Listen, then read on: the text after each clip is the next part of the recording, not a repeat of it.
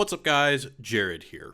So, you know, this is probably going to be the only time, maybe for the rest of my lifetime, that I'm going to get the opportunity to talk about The Matrix in anticipation for a new installment. I don't expect this channel to become an entirely a Matrix channel, so don't worry about it, but I hope that you'll forgive me if I indulge in more Matrix content than usual, because again, when is this going to happen again? So today I'm going to give you 3 predictions of mine for The Matrix Resurrections. Now, this is not going to be the kind of thing where I pore over every frame of the trailer and cherry pick certain things to make it consistent with the lore. This is not fan theory stuff. This is really mostly just for fun. But also, I'm not necessarily trying to be right. I just like thinking about these things, and I like starting conversations about it. So humor me as I try to read Lana Wachowski's mind. So my first prediction has to do with one of the ways that I interpreted the first trilogy, specifically the last 2 installments, in our discussions on Show Me the Meaning back in my Wisecrack days.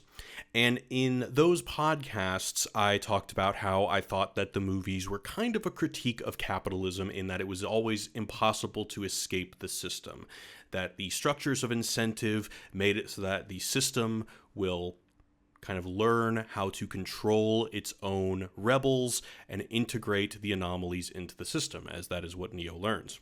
So I think that there's going to be an extension of this critique.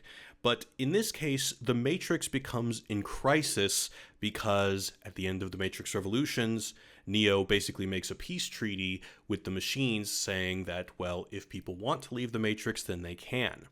Now, my guess is that basically what this has resulted in is too many people are leaving the Matrix, and now the machines can't get enough energy to sustain themselves.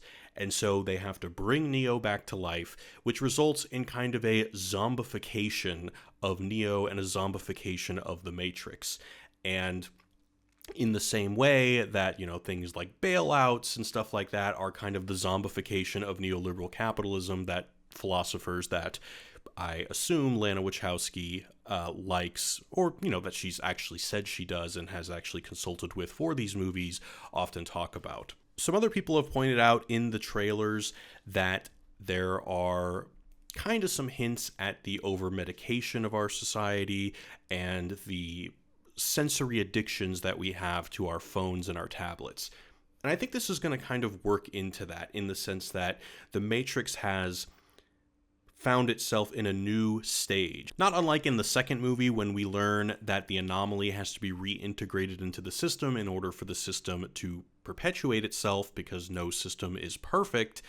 Basically, Neo is resurrected, put back into the system, but he has to continually blue pill himself in the same way that we as a society have to constantly over-medicate ourselves in order to continue to cope with this corrupted society, and we have to continue to distract ourselves with tablets and phones and literal pills, antidepressants, whatever, things that can only make us realize that things aren't horrible by more or less numbing us.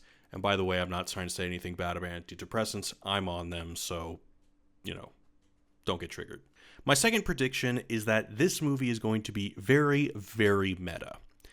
If I can actually have kind of a crazy suggestion, I think that at the end of the full trailer, when the second therapist tells Neo that we're coming back to where it all started, the Matrix, this is going to sound weird, but I think that the movies, The Matrix, are actually going to be a real thing within this world.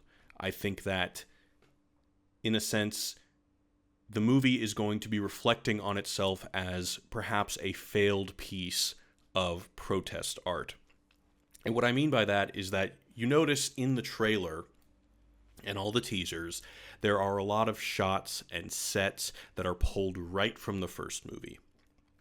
And I think it's going to be a part of the plot in which Neo has to stop or has to resist walking the exact same path that he did in the first movie.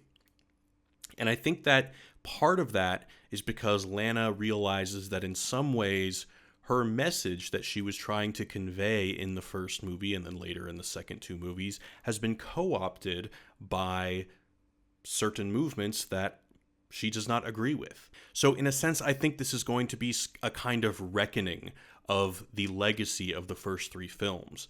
Not only their political legacy of, again, being co-opted by movements that Lana and Lily probably did not want them to be co-opted by, but also the legacy of them not being accepted as good films. People did not like them. I don't even really like them. I appreciate that they are thoughtful and bad rather than dumb and bad, but at the end of the day, they're still kind of bad. In the same way, I actually think that Yahya Abdul-Mateen, I know I'm maybe getting his name right, I actually think he's going to be a villain. I think that, in a sense, he is the machine's version of Morpheus.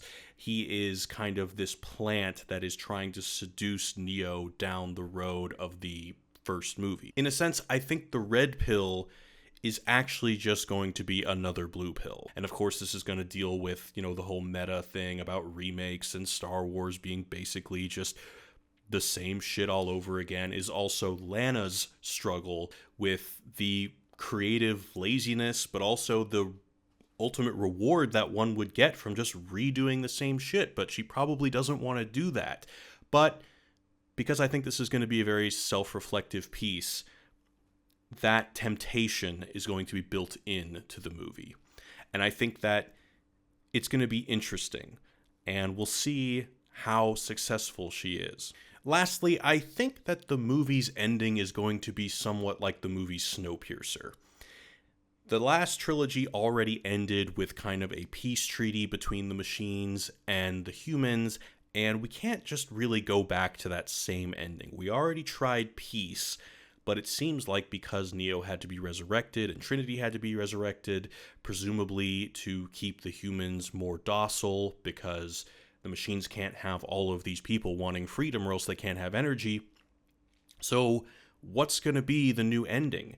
The first trilogy already humanized, in a ironic way, the machines, so it's not just that the humans kill the machines and that's it. So I think the movie is going to end like Snowpiercer, in that the system per se, whether it's capitalism like I suggested before or something else, gets completely derailed and everything is kind of destroyed.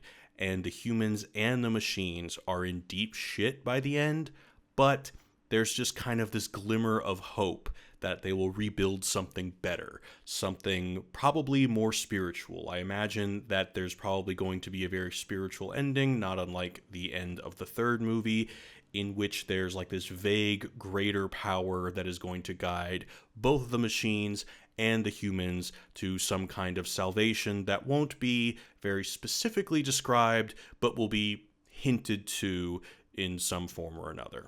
So those are my predictions, my first three predictions. I'm actually planning on having a couple of podcast-like conversations with people I used to work with, as well as some new friends who are really well-read in philosophy, and I really am excited to nerd out about the Matrix with them. So think of this video as just a taste of things to come, and I hope to start some cool philosophy conversations with you guys as well in the comments, because, the Matrix was my, say, red pill into philosophy, and some people have expressed that it was the same for them. So, let's take this opportunity to nerd out a little bit. Let's celebrate that we're getting new Matrix content, and, let's be the philosophy nerds that we are. So that's it for today. I've got my interview with Ben Burgess coming up in 2 days, so hope you guys enjoy that. But until then, thanks for watching. There is no spoon. Goodbye.